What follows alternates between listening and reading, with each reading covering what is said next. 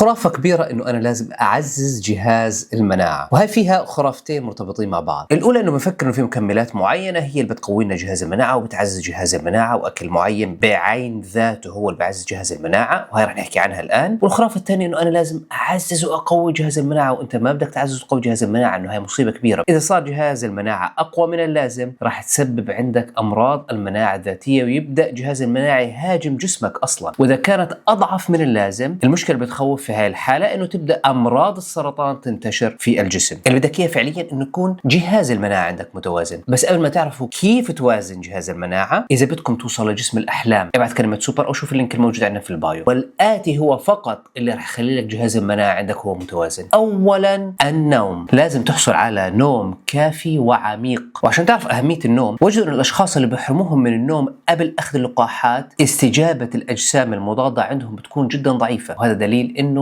مناعتك نزلت على طول بمجرد انه انت كان نومك غير جيد. الشغلة الثانية التغذية الصحية المتوازنة، بدك تعطي جسمك كل اللي بيحتاجه من فيتامينات، من معادن، من الياف، من بروتينات، من دهون. رقم 3 وهي مهمة جدا، الحركة والنشاط والرياضة، ولها أهمية وارتباط وثيق بجهاز المناعة عندك. ورقم 4 تقليل التوتر المزمن، لأنه التوتر المزمن والستريس بيضعفوا جهاز المناعة. وإذا بدكم نساعدكم في سوبر هيومن لتوصل لجسم الأحلام وتحرق كل الدهون الموجودة عندك، ابعث كلمة سوبر أو شوف اللينك الموجود عندنا في البايو. وإذا بدك تعرف كل أسرار الصحة تابع حسابنا. مع السلامة عليكم.